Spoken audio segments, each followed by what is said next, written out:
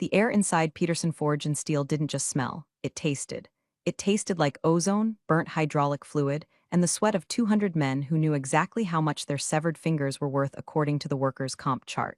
For 17 years, that taste was my breakfast. I'm Mary. My official title was Director of Industrial Safety, but in reality, I was the only thing standing between this rust bucket cathedral of fire and a smoking crater in the state landscape. I clocked in at 0530. Always 0530. The sun wasn't even thinking about rising yet, but the forge was already screaming. The floor vibrated through the soles of my steel-toed red wings, a hum that settled deep in your molars. That vibration was the heartbeat of the plant. If it skipped, I knew. If it raced, I knew. And lately, thanks to the new leadership, the whole damn place felt like it was going into AFib. I started my rounds near the number 4 press. It's a 3-story monster capable of exerting 5,000 tons of pressure. It turns solid steel into car parts like it's squishing Play-Doh. I saw Miller, a shift foreman who looked like he'd been carved out of beef jerky, bypassing a sensor on the safety gate.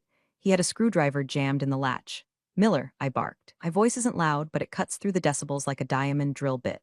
"You got a death wish, or are you just trying to see how red you can paint the floor today?" Miller jumped, nearly dropping his wrench into the moving die.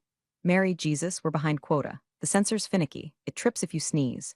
"It trips so you don't get turned into a meat pancake," I said, walking over and yanking the screwdriver out. The machine ground to a halt. Silence, most expensive sound in a factory, suddenly filled the bay. "Log it, tag it out, fix the sensor. If I see you rig this again, I'm not riding you up. I'm walking you out." He glared at me, wiping grease on his pants. "Hunter ain't gonna like the downtime, Mary. He's already riding my ass about the output metrics." "Hunter can ride whatever he wants," I said, zip-tying a red danger do not operate tag onto the controls. "But he can't ride a press that's covered in your intestines. Fix it." I walked away, feeling his eyes burning a hole in the back of my high-vis vest. That was the mood lately. Tension thick enough to choke a turbine. Do me a solid and smash subscribe. It keeps the lights on better than the wiring in this death trap, and it motivates the team to keep digging up these skeletons. Seriously, just click it. It's safer than anything in this story. I headed up to the catwalks. From up there, the factory floor looked like a circle of hell Dante forgot to write about. Sparks showered down in golden rain from the welders in Bay 2. Forklifts zipped around like angry beetles. It was beautiful in a terrified, industrial way. I loved this place. I respected the danger. You have to. A forge doesn't have morality, it has physics. If you disrespect the physics, you die. It's that simple. But physics wasn't the problem anymore. The problem was sitting in the executive office, probably drinking a green smoothie and looking at spreadsheets he didn't understand. Old man Peterson, the founder, had been a hard ass, but he respected the grit. He knew that safety regulations were written in blood, usually the blood of guys named Stumpy or Lefty from the 1970s. But the old man retired last month. He handed the keys to the kingdom to his son, Hunter. Hunter. Name alone sounded like a punchline. He was 32, had an MBA from a college that probably sold degrees in a bundle with spray tans, and he'd never touched a wrench in his life. He wore suits that cost more than my car and looked at the workers like they were malfunctioning appliances. I made my way to the chemical storage locker. I needed to check the ventilation logs. As I walked, I saw a puddle of hydraulic fluid near the aisle. A slip hazard. I grabbed a bag of absorbent granules, we call it kitty litter, and dumped it. While I was kicking it over the spill, my radio crackled. "Mary, this is security. We got a situation at the main gate." "What kind of situation, Earl? Did the raccoons get into the dumpster again?" "No, ma'am, it's Hunter. He's trying to bring I think it's a photographer. They aren't wearing PPE." I sighed, the sound rattling in my chest like loose gravel. On my way, I marched to the front. There he was, Hunter Peterson. He looked like a stock photo of business success came to life and started doing cocaine. He was standing there with a guy holding a camera the size of a bazooka. Hunter was wearing loafers in a heavy forge. "Mary," Hunter flashed a smile that was all teeth and no warmth, just the buzzkill I wanted to see. "We're doing some shots for the new website, modernizing the brand, capturing the raw energy." "Hunter," I said, crossing my arms. "He can't be on the floor without steel toes, safety glasses, and a hard hat, and neither can you in those slip-ons." Hunter laughed. It was a dry, dismissive sound like paper tearing. "Relax, Mary, we're just going to stand by the yellow line. We aren't touching anything. Don't be such a dinosaur. The yellow line doesn't stop shrapnel, Hunter. And it doesn't stop a forklift from sliding on oil, PPE, or he waits in the lobby." Photographer looked nervous. Hunter looked annoyed. His eyes narrowed, the smile vanishing like a blown fuse. "This is my plant, Mary," he hissed, leaning in. He smelled of expensive cologne and entitlement. "I'm trying to bring this rust bucket into the 21st century. Stop throwing red tape at me every time I try to breathe." "It's not red tape," I said, staring him dead in the eye. "It's the law. And it's my job if he goes out there. I'm logging a violation against executive management." He stared at me for a long, heavy second. I could see the gears turning, not the precision gears of a Swiss watch, but the rusty, grinding gears of an ego that had never been told no. Fine, he snapped. Get him a hat, but Mary, we need to talk later. About your adaptability. My calendar is open, I lied. As they walked away, looking like tourists in a war zone, I felt a cold knot in my stomach. This wasn't just a clash of styles. This was a countdown. I checked my clipboard. The monthly state audit window opened in 2 weeks. Hunter didn't know that. He thought audits were things you could reschedule with a golf game. I looked at the forge, spewing smoke and fire. I looked at Hunter's retreating back. Adaptability, I muttered to myself. Buddy, I'm about to adapt your ass right out of a lawsuit. I didn't know it then, but I had just started writing my own termination letter. And honestly, it was going to be my masterpiece. The all-hands meeting was held in the shipping bay because it was the only place big enough to hold 200 angry, tired people without starting a riot. Hunter had ordered a stage to be built, a literal stage. Wood risers, a podium, the works. He even had a banner printed that said Peterson Forge, forging the future faster. Faster, I whispered to Mike, union steward standing next to me. Mike looked like a fire hydrant with a mustache. That's a great word to see in a place where slow means you keep your thumbs. He's gonna cut the break times, Mary. I can feel it in my bad knee, Mike grumbled, spitting into a coffee cup. Hunter bounded onto the stage like he was hosting a game show. He was wearing a headset microphone. The feedback screech made half the room wince. Good morning, Team Peterson, Hunter yelled. His voice echoed off the corrugated metal walls, sounding hollow. I know change is scary. I know you guys are used to the old ways, the slow ways, the safe ways. He actually made air quotes around the word safe. My blood pressure spiked so hard I could hear my heartbeat in my ears. But the market doesn't care about safe, Hunter continued, pacing the stage. The market cares about lean. The market cares about speed. You're bleeding money on protocols that were written when disco was cool. Effective immediately, we are implementing the Velocity Initiative. He clicked a clicker, and a PowerPoint projected onto a bedsheet hung over a forklift. It was a graph with an arrow going up. Groundbreaking stuff. We are streamlining inspections. We are reducing idle time between shifts. And we are installing the new MK Ultra turbine. He laughed at his own joke. Nobody else did. The Titan X7 turbine starts installation tomorrow. And we are going to do it in 3 days, not 3 weeks. A murmur went through the crowd. 3 days to install a high-pressure steam turbine? That wasn't ambitious, that was suicidal. You need concrete to cure. You need alignment calibration. You need vibration testing. Any questions? Hunter asked, daring anyone to speak. I raised my hand. I didn't wait to be called on. 3 days doesn't give the foundation concrete time to cure, Hunter. If you spin a turbine that size on wet concrete, it'll tear itself out of the floor and go through the roof, or through the break room wall. Hunter sighed into the mic. It sounded like a massive, amplified deflation. Mary, always the ray of sunshine. We're using a new quickset polymer compound. It's expensive, but it's fast. This is what I mean, guys. You have to stop thinking about why we can't and start thinking about how we will. He looked at me with a pitying smile. Safety is important, Mary, but profit is survival. Don't be the anchor dragging the ship down. The meeting ended with polite, terrified applause. The kind you give a pilot who just announced the landing gear is stuck, but it's probably fine. That afternoon, the contractors for the turbine arrived. They weren't our usual guys. Our usual guys were expensive, union, and slow because they were thorough.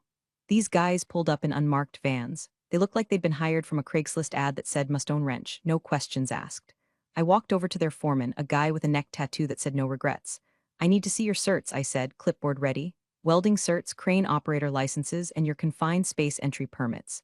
The guy laughed. Talk to the boss man, lady. We're on a waiver contract. There's no such thing as a waiver for gravity, I snapped. I stormed up to Hunter's office. His secretary, a nice girl named Brenda who looked like she was constantly on the verge of tears, tried to stop me. Mary, he's on a call with the investors, I pushed past her. Hunter was spinning in his chair, feet on the desk. You hired scabs to install a pressurized bomb in the middle of my plant, I said, slamming my hand on his desk. Hunter didn't flinch. He just held up a finger. Finished his sentence, yeah, tell the agonizingly slow safety board we're ahead of schedule, ciao, and hung up. Mary, he said, staring at his cuticles, you're being dramatic. Those guys are specialists. They're hacks, Hunter. I saw them rigging the crane. They used a frayed strap. If that turbine drops, it's $1 million of damage and probably 2 funerals. Hunter stood up. He wasn't tall, but he stood on his toes when he was angry. Then watch them. That's your job, isn't it? Babysit. But do not, I repeat, do not stop that work. If that line stops, you're costing me 10 grand an hour. Are you writing a check for 10 grand an hour, Mary? I'm trying to save you from manslaughter charges, I said, my voice dropping to a low growl. Get out, he said, turning his back. Go put on your little hat and count fire extinguishers. Leave the business to the big boys. I walked out. I felt something inside me snap. Not a loud snap. Like a bone, a quiet snap like a tension wire finally giving up the ghost. I went back to my office, a glass box overlooking the floor. I sat down. I didn't cry. I didn't scream. I opened a new folder on my computer. I named it Insurance Policy. Then I opened the email client. I started typing, not to Hunter, to myself. I started logging everything. Time, date, conversation, specific violation codes. Okay, big boy, I muttered, watching the scabs struggle to unload the massive turbine casing below. You want to play chicken with a freight train? Let's see who blinks. The air in the office felt stale, recirculated. It smelled like copier toner and impending disaster. I cracked a Diet Coke. It tasted like battery acid. Perfect. There's a saying in safety, if it isn't written down, it didn't happen. But there's a darker corollary to that. If it is written down and you ignored it, you're screwed. The next 3 days, I became a ghost in my own factory. I stopped yelling. I stopped chasing down foremen to fix minor infractions. Instead, I became a photographer of the apocalypse. I used my company tablet, the ruggedized one that could survive a drop from a crane. I walked the perimeter of the new turbine installation, Hunter's Titan X7 project. It was a disaster in slow motion. The quickset polymer they poured, it was bubbling. Bubbles in a foundation mean air pockets. Air pockets mean weakness. When that turbine spins up to 3,600 RPM, that foundation is going to crumble like a stale biscotti. I took a photo. Click. Timestamp 09:14 a.m. Note, visual evidence of improper curing/outgassing in base slab. Cited violation of ASTM something or other. I knew the codes by heart. I saw the specialist contractors welding the steam pipes. Their beads were sloppy, looking like caterpillars having seizures. Undercutting, porosity, it was garbage work. I zoomed in. Click. Timestamp 10:45 a.m. Note, steam pressure line weld integrity compromised. High risk of rupture. I didn't stop the work. Hunter had given me a direct order, do not stop that line.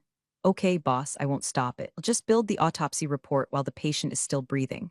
My office became a war room. I printed emails. Every time Hunter sent a snarky reply like, "Stop worrying, Mary, we have a warranty," I printed it. I highlighted the timestamp. I filed it in a binder. I called the binder the Book of Hunter. On Tuesday, I was in the break room getting coffee, mud water really, when I saw the company calendar on the bulletin board. Someone, probably Brenda, had pinned up the monthly schedule. There it was, next Thursday. State Safety and Compliance Audit. It was written in red marker. But then someone had taken a black Sharpie and crossed it out, writing rescheduling over it in big, aggressive block letters. I stared at that calendar. You can't just reschedule a state audit because you feel like it. You can ask for an extension, sure, but if you don't get confirmation, they show up. And the state office is notoriously bad at checking their voicemails. I went back to my desk and logged into the state portal. I had a login from my days serving on the regional safety board. I checked the status of our audit. Status, confirmed. Inspector, Reynolds T. Tom Reynolds. I knew Tom. We'd worked together back in the late 90s when he was a rookie inspector and I was cutting my teeth. Tom was a by-the-book guy. He measured guardrails with a laser micrometer. He didn't take bribes and he didn't take bullshit. Hunter hadn't rescheduled anything. He'd probably just told Brenda to call them, and when she got a voicemail, he assumed it was done. I could have told him. I could have walked into his office right then and said, "Hey, the state is coming and they're going to shut us down if that turbine isn't up to code." A month ago, I would have fought to save the plant. But then I looked at my email, a new message from Hunter. Subject, uniform policy. Mary, I noticed you wearing that ragged Carhartt jacket on the floor again. It looks unprofessional. Please switch to the branded polo shirts immediately. We need to project a clean image. I looked down at my jacket. It was stained with grease, singed on one sleeve from a spark 3 years ago and stiff with grime. It was fire retardant. It was armor. The branded polo was 100% polyester. If that caught fire, it would melt into my skin and I'd look like a cheap candle. He wanted me to wear plastic in a foundry so I'd look clean. I closed the email. I didn't reply. I looked back at the portal status, confirmed. Okay, Tom, I whispered to the screen. Come on down. I'll leave the light on for you. I spent the rest of the day archiving the lockout-tagout logs. I made sure every single one of my inspections was digitized and backed up to a cloud server that Hunter couldn't access. I wasn't just covering my ass, I was plating it in titanium. The plant hummed around me. The new turbine was starting to take shape, a hulking mass of shiny steel sitting on a bed of bubble-filled plastic. It looked impressive. It looked modern. It looked like a bomb. I packed up my bag a little later than usual. As I walked to my truck in the parking lot, I saw Hunter's Tesla plugged into the charging station. He'd had the station installed last week, taking up 2 handicap spots to do it. Nice car, I muttered as soon as I was off company property. Shame about the resale value once this place goes Chapter 11. I drove home, the binder the Book of Hunter sitting on the passenger seat like a silent passenger. I wasn't scared anymore. I was patient. In my line of work, patience is the deadliest weapon there is. Wednesday brought the circus. Hunter had invited a group of angel investors, which turned out to be 3 guys who looked like they owned a vape shop conglomerate and a woman who was scrolling TikTok while walking through a foundry. I was doing a final check on the emergency eye wash stations when I saw them approaching the Titan X7 turbine. The specialist contractors were grinding welds, sending showers of sparks flying 10 feet into the air. The noise was deafening, a high-pitched shriek of metal on metal. Hunter was leading the pack, shouting over the noise. He wasn't wearing hearing protection. Neither were his guests. I intercepted them. I had to, it's reflex. Hunter, I shouted, stepping in front of the group. I held up a box of disposable earplugs and a stack of spare hard hats. You need these.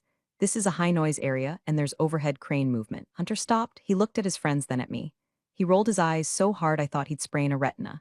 Guys, this is Mary, he said, shouting to be heard. She's our safety enthusiasts, a bit of a relic from the old regime. The vape shop guys chuckled. One of them, a guy wearing a blazer over a t-shirt, smirked. Whoa, scary Mary. We're good, sweetie. We're just passing through. Sweetie? The word hit me like a splash of liquid nitrogen. Put the hats on, I said. I voice flat and the plugs. OSHA regulations require. Hunter stepped forward, entering my personal space. He grabbed the box of earplugs from my hand and tossed them onto a nearby workbench. Mary, he said, his voice dropping to that dangerous, quiet tone he used when he wanted to feel like a big man. We are in a non-active transit zone. I designated it myself this morning. These are my guests. You are embarrassing the company. A non-active zone. I pointed to the grinder showering sparks 3 feet away. Hunter, that is active hot work. Physics doesn't care about your designations. I care, he snapped. I care about showing these people a modern, frictionless facility. And you are friction. Look at you. You're scaring them. He gestured to my outfit. My coveralls, my grease-stained gloves, my battered hard hat covered in safety stickers. This is what work looks like, Hunter, I said. It's dirty. It's dangerous. And if that crane up there slips a gear, which it might, because you cut the maintenance budget, your friend there in the blazer is going to be wearing a 2-ton engine block as a hat. The woman looked up nervously at the crane. Hunter turned purple. That is enough. Go to your office. Now, do not come out until I tell you. If I see you on this floor again today, you are done. Do you understand? Done. The floor went silent.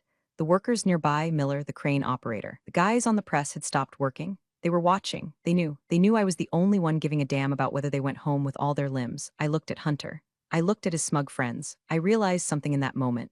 I couldn't save them, not like this. As long as I was here, acting as a buffer, Hunter felt safe. He felt he could push the limits because Mary would catch it. I was his safety net. He was using me to perform acrobatics over a pit of spikes. To save the plant, I had to remove the net. Understood, I said. I didn't yell. I didn't argue. I just adjusted my hard hat. Good, Hunter sneered. Go push some paper. I walked away. I felt the eyes of the crew on me. I saw Miller give me a subtle nod, a look of grim solidarity. He knew. I went back to my office. My hands weren't shaking. They were steady as stone. I sat down at my desk and pulled up the schematics for the Titan X7 one last time. I checked the vibration damper specs. Hunter had ordered the Type B dampers. They were rated for 2,000 RPM. The turbine ran at 3,600. It wasn't a question of if it would fail. It was a question of when. I picked up the phone and dialed the external engineering firm that validated our specs, the one Hunter had fired last week to save money. I got the voicemail of the lead engineer. Hey Jim, it's Mary at Peterson Forge. Just wanted to confirm for my records that you did advise against the Type B dampers. Yeah, I thought so, thanks. I hung up. I added that note to the log. Then I saw the email draft I'd been working on for days. The resignation. It was sitting there, blinking. To Hunter Peterson, Board of Directors CC, Legal, HR. I hovered over the send button. But not yet. I needed one more thing. I needed to give him the rope. I printed out the non-active zone designation Hunter had just invented. I stamped it rejected by safety director. I signed it. I scanned it. I was building a coffin for his career, nail by nail. And the best part, he was handing me the hammer. Thursday morning. The day before the rescheduled audit that wasn't rescheduled. I was in my office, drinking coffee that tasted like despair, when the door banged open. It didn't open, it exploded inward. Hunter stood there, holding a stack of binders. My binders. The standard operating procedures, SOPs I had written, refined, and enforced for nearly 2 decades. He dropped them on my desk, thud. Dust motes danced in the morning light. We're going lean, Hunter announced, breathless. He looked manic. I was up all night reading these. Do you know how much redundancy is in here? Wait 3 minutes for pressure equalization. 2-man verification for valve opening? It's bloat, Mary. It's corporate cholesterol. He tapped the stack with a manicured finger. I'm tossing these. We're implementing a digital, streamlined checklist. 1 page, fast, efficient. I looked at the binders. Those pages were stained with sweat. Some had notes in the margins from when old man Peterson, and I figured out how to keep the boiler from overheating in the summer of '08. Those regulations are written in blood, Hunter, said, my voice barely a whisper. That 3-minute wait? That's because in 1998, a guy named Steve opened a valve too fast and the steam took the skin off his face. That bloat is why you still have a workforce. Ancient history, Hunter yelled, we have sensors now, we have automation. You are clinging to the past because it makes you feel important. You're a hall monitor in a billion-dollar industry. He leaned over the desk, his face inches from mine. You're obsolete. Mary, and honestly, I'm tired of fighting you. You're fired. The words hung in the air. You're fired. I expected to feel panic. I expected to feel anger, but I didn't. I felt relief. It was like dropping a heavy rucksack after a 50-mile march. Fired, I repeated. Effective immediately, Hunter said, straightening his tie. Pack your box. Leave the keys. Security will escort you out. I stood up slowly. I reached into my pocket and pulled out the master ring. It was heavy. Janitor-style ring with 30 keys. Keys to the high-voltage cages, the chemical lockers, the lockout padlocks, the main gate overrides. I looked at the keys, then I looked at Hunter. You know what these open? I asked. Doors, he scoffed. Give them here. They open the cages that keep the voltage from arcing, I said, sliding the ring off my belt loop. They open the valves that flood the suppression system. They aren't keys to the building, Hunter. They're the keys to the beast. I dropped them on the desk. They hit with a heavy metallic clatter. Clang, it's your beast now, I said. Hunter snatched them up like a trophy. About time. Now get out. I have a turbine to spin up. I grabbed my purse. I grabbed my personal coat, the Carhartt he hated. I didn't touch the binders. I didn't touch the computer. You might want to check the calendar, Hunter, I said as I walked to the door. I know my schedule, he shouted at my back. I stopped at the door frame. Look back at my office, the view of the floor, the sparks, the guys. I saw Miller down below looking up. He saw me without my hard hat. He saw the box in my hand. I grabbed a small box of personal photos. He stopped moving. He took his own hard hat off and held it against his chest. A silent salute. I nodded to him. Stay safe, brother, I thought, because Daddy's home and he's drunk on power. Goodbye, Hunter, I said. Yeah, close the door, he muttered. Already texting? I closed the door. I walked down the hall. I didn't take the elevator. I took the stairs. One step for every year I'd wasted saving this ungrateful little prick from himself. I reached the lobby. Brenda was crying. Mary, I heard. I can't believe. It's okay, Brenda, I said, patting her shoulder. Do me a favor. Take your lunch break early today, like. In an hour, go to the park. Stay there for a while. She looked confused but nodded. Okay, Mary. I walked out the front doors. The air was cold and gray. It smelled of impending snow. I walked to my truck. I sat in the driver's seat. I didn't start the engine yet. I pulled out my phone. I opened the email app. The draft was still there. The one with the attachments, the photos of the bubbles, the logs of the ignored warnings, the non-active zone rejection. I added one more recipient to the CC line. Reynolds, T. State Department of Occupational Safety and Health. Subject, formal resignation and notification of imminent hazard. I hit send, then I started the truck. I didn't go home. I drove 3 miles down the road to Sally's Diner, the greasy spoon where all the inspectors grabbed lunch. I ordered a black coffee and a slice of pie. I checked my watch. 10:15 a.m. Reynolds usually hit the road by 9 o'clock. He'd be arriving right about now. The diner was empty except for a trucker nursing a hangover and a waitress named Deb who had been smoking the same brand as me since the Reagan administration. You're early, hun, Deb said, pouring coffee into a mug that was chipped on the rim. Plant blow up? Not yet, I said, taking a sip. The coffee was hot, bitter, and perfect, but give it an hour. I stared at my phone. The sent timestamp was 10:18 a.m. That email was a work of art. It wasn't emotional. It wasn't a rant. It was cold, hard data. Attachment A, photo of compromised foundation. Attachment B, audio recording of CEO overriding safety stop. Attachment C, log of disabled sensors on press #4. Attachment D, lack of certified safety officer on premises effective 10:15 a.m. That last one was the kicker. By law, facility of Peterson's size operating high-pressure steam and heavy forgery must have a certified OSHA-competent person on the floor during active shifts. Hunter didn't know that law. He thought safety director was just a title I made up to feel special. He didn't know it was a license requirement for his insurance. My phone buzzed, a text from Miller. Miller, he's running around like a headless chicken, trying to figure out which key opens the executive bathroom. You really gone? I typed back. Gone. Keep your head down, Mike. Don't sign anything. I looked out the window. The sky was getting darker. A storm was coming. Fitting. I imagined the scene back at the plant. Hunter probably thought he had won. He was probably standing on that catwalk, looking down at his kingdom, thinking about how much money he was going to save on red tape. He was probably telling the scabs to speed up the welding. He had no idea that I hadn't just left. I had pulled the pin on a grenade and handed it to him, telling him it was a paperweight. I took a bite of cherry pie. It tasted like high fructose corn syrup in victory. My phone buzzed again. This time an email notification. Automated reply from the state board. Receipt acknowledged. Case #4992B has been updated. Then, a text from a number I hadn't heard from in years. Reynolds, just got your email. I'm 5 minutes out. You serious about the foundation bubbles? I typed back, see for yourself, asked to see the curing logs. Oh wait, there aren't any. Reynolds, copy that. I'm going in heavy, going in heavy. In inspector speak, that meant he wasn't coming for chat. He was coming with the red tags, the stop work orders, the padlocks. I signaled Deb for a refill. Deb, keep him coming. I think I'm going to be here a while. Celebration or funeral? She asked. A little bit of both, I said. I sat there, a 50-year-old woman in a diner, unemployed for the first time in 2 decades. I should have been terrified about my mortgage. I should have been worried about health insurance. But all I could think about was the look on Hunter's face when he realized that safety wasn't a department. It was the only reason he still had a business. I checked the time. 10:45 a.m. Reynolds was walking through the gate right now. I didn't need to be there to see it. I could see it in my head, clear as 4K video. 10:50 a.m. Reynolds would park his state-issued Ford Explorer right in the fire lane because he could. He'd put on his hard hat, white battered with the state seal on the front. He'd grab his clipboard and his lockout kit.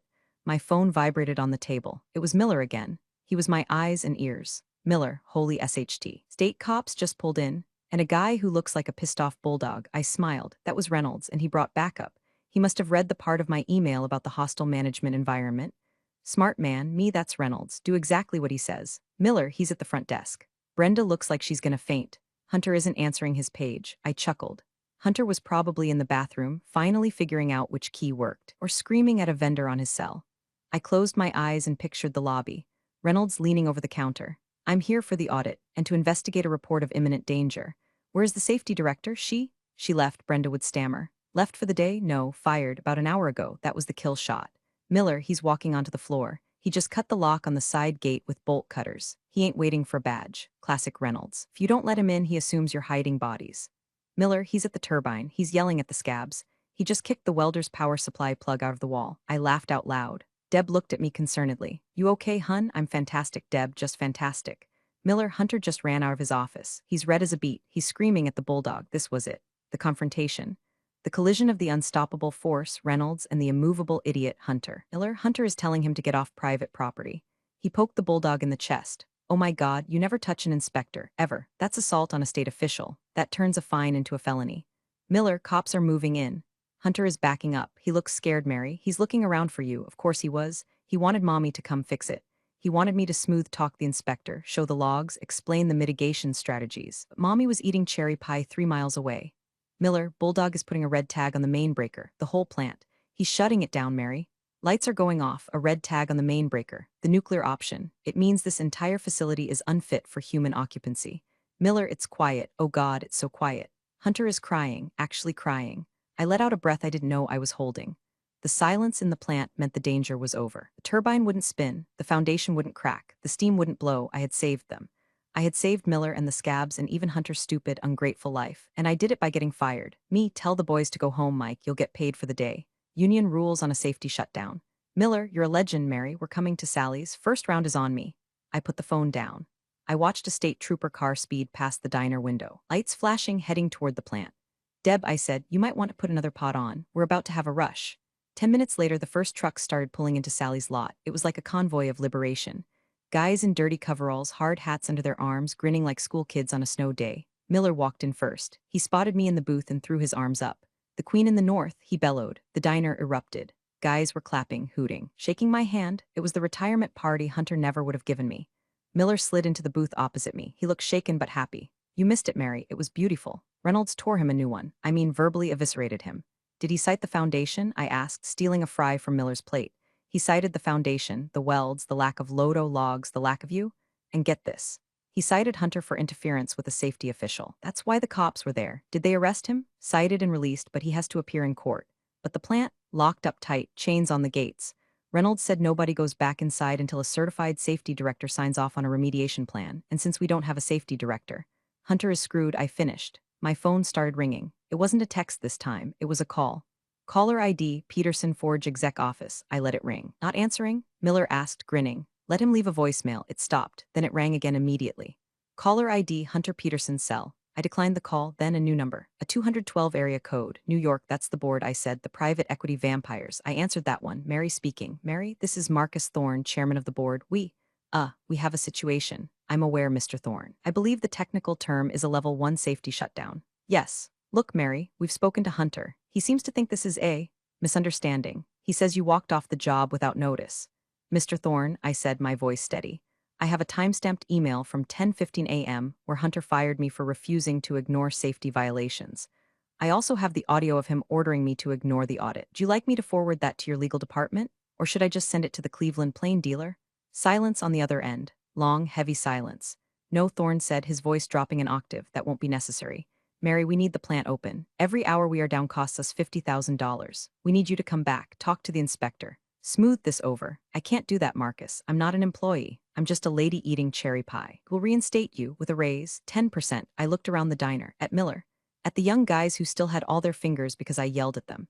No, I said, 20% and a bonus. Marcus, I said, the turbine foundation is bad. The whole thing needs to be ripped out and repoured. That's a 2-week job, minimum. Hunter wanted it done in 3 days. I won't sign off on that. I won't put my name on a death trap. We will fire Hunter, Thorne said. Words came out fast like he was ejecting ballast from a sinking balloon.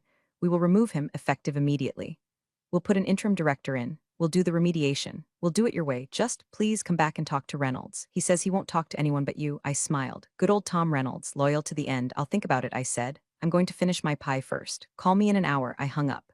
Miller was staring at me. Mouth open? Did you just hang up on the chairman? He interrupted my lunch, I said. I didn't go back in an hour. I went back the next morning. I drove my truck up to the main gate. The chains were still there. A state trooper was sitting in his car, reading a newspaper. When he saw me, he waved. He knew who I was. Everyone knew who I was now. I parked in the executive spot, the one with the Tesla Charger. My truck didn't fit, so I took up 2 spots. Reynolds was waiting for me by the front door. He looked tired but smug. Took you long enough, he said, shaking my hand. Pie was that good? Best pie of my life, Tom. Well, you got a mess inside, but the foundation is the worst of it. We drilled core samples. It was like Swiss cheese if they'd fired that up.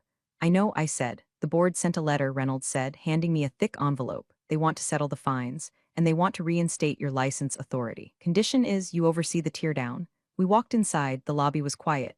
Brenda was there, looking relieved. He's gone, she whispered. Security escorted him out last night. He was crying about his stock options. I walked onto the floor. It was dead silent, but it was a good silence. It was the silence of a patient in recovery, not a corpse. I climbed the stairs to the catwalk. I looked down at the Titan X7. It was surrounded by yellow tape. Monument to stupidity. My phone buzzed. It was an email from Marcus Thorne. Subject, contract offer Mary, see attached, Director of Operations and Safety. Full autonomy, name your salary, just get us open, Director of Operations, not just safety. That meant I ran the floor. I ran the schedule. I ran the budget. I looked down at Miller, who had snuck in to help clean up. He gave me a thumbs up. I hit reply. Attached, consulting fee schedule. My rate is triple for remediation work. Also, I want a budget for new PPE for the entire floor, and the Tesla Charger gets ripped out and replaced with a smoking shed. I hit send. They accepted within 3 minutes. It took 3 weeks to jackhammer that turbine out of the floor. It took another month to pour the concrete right. We missed the quarterly targets. We lost millions in potential revenue. But nobody died. Nobody lost a finger. And on the day we finally fired up the Titan X7, properly, safely, with 0 vibration, the sound was perfect. It was a low, steady hum. I stood on the catwalk, listening to it. Yeah, I was inside, but I was the Director of Operations now. I'd write myself a warning later. Hunter was gone, probably ruining some crypto startup by now. The red tape he hated so much, it was the only thing holding the world together. Safety first, I whispered. Then I went back to work. Big thanks for watching, you sneaky seniors. Subscribe to keep the coffee pot brewing revenge. Your ex-colleagues won't know what hit him.